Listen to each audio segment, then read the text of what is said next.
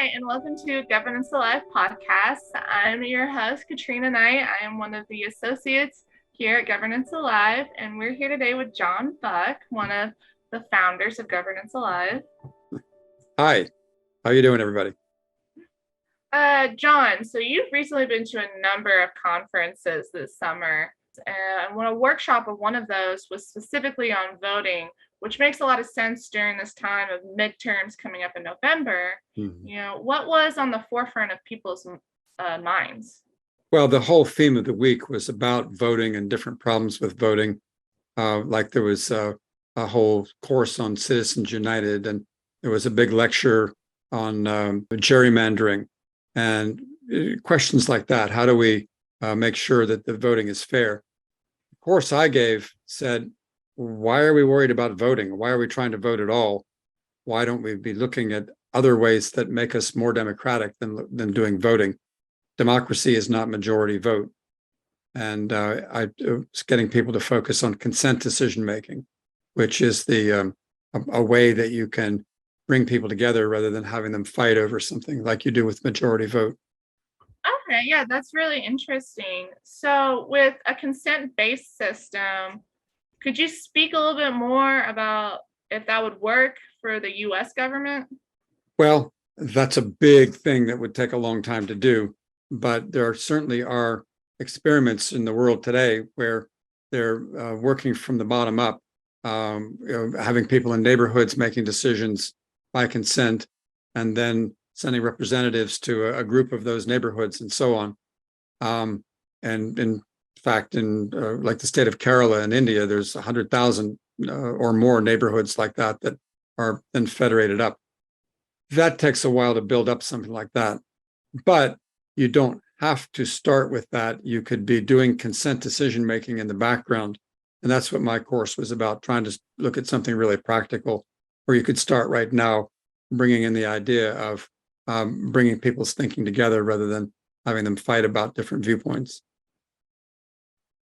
Yeah, of course. So during this workshop in Chautauqua, was there a lot of people that weren't really understanding? Was there a lot of friction of understanding like the consent-based system? My class started out going, what are you talking about? And so I had to explain to them that consent decision making uses things like both and thinking, which asks you, if there's a disagreement, to say, well, how do we do both?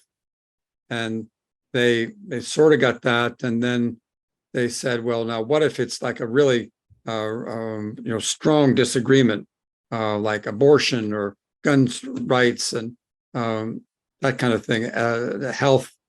And so I said, okay, great. Let's do a simulation, and we focused on gun rights, and we didn't have anybody there that was for guns because that was not the crowd. But we had a simulation where we had some people role playing being for guns, and I said, now imagine that you are in touch with your state legislature, and a lot of people there were fairly well-connected people.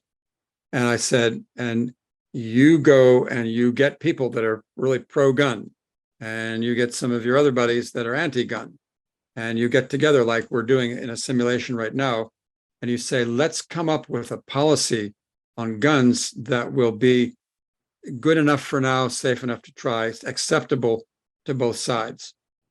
And then we'll have that conference, and then together you go to these state legislators and say, here's what we want. We don't have a pro-gun side saying this and an anti-gun side saying that. We got together and this is what we want. So you legislators do that. And that would work if the legislators are like, it depends upon who's donating money or whatever. They're trying to, take in one side or the other, and they have a fight to see what's the majority vote. So I said, let's imagine that you're doing that. What would be the legislation that you would propose? And so we worked it through, and I was pleased with it, and everybody seemed to be. It was like kind of like in the U.S. there used to be this whole thing about you can't have alcohol. 18th Amendment. Get rid of alcohol. And of course, the country's response was, let's have more alcohol, and bribe the police and all kinds of stuff. It was a bad experience. And so when they pulled that back, then there was lots of support for the consumption of alcohol, some rules. So you can't drink if you're not 21, and Alcoholics Anonymous and a lot of societal things came together. Alcohol is still a problem, but it's not an overwhelming problem.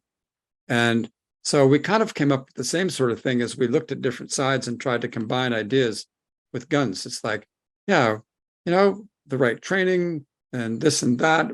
Okay, we'll have Guns Anonymous for people that are having trouble with it. And that seemed to be, in simulation, satisfying both sides. That's super interesting. So by the end of this week with this group of people, were they able to really visualize this new system? Yeah, I think so. Yeah. And there it wasn't just about guns. We had another group that was running simulations about trying to just get people to show up to meetings of her political party. She happened to be in the Democratic Party, but it could have been either one. And so we went through the same kind of exercise of saying, well, what's the picture? Let's put everything on the wall, write it down, and then start thinking of, well, what things could solve this problem, and developing that into a proposal. And when you do that, you end up with really contradictory ideas. You end up with all kinds of stuff that you then start trying to think, well, how do we do both those things? How do we create things that will make it okay with everybody?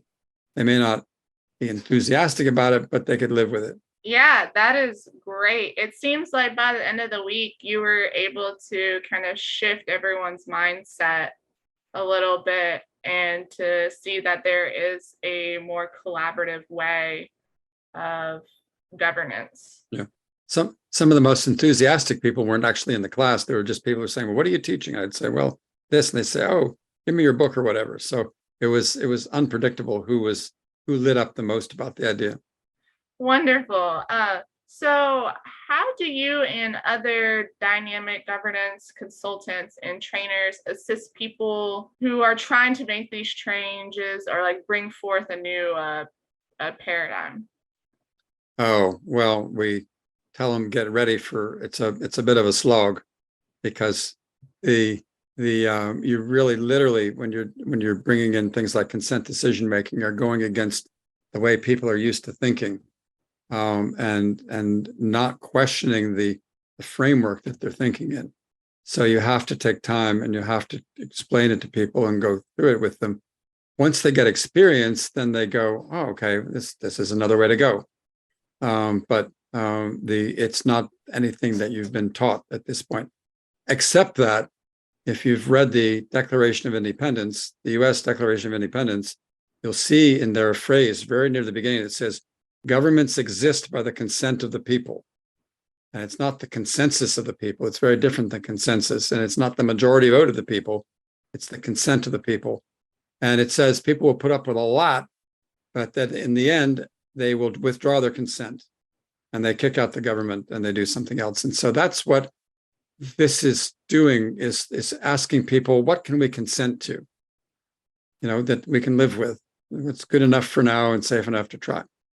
So getting people to step back and think, well, yeah, the Declaration of Independence doesn't talk about majority vote. We invented that afterwards.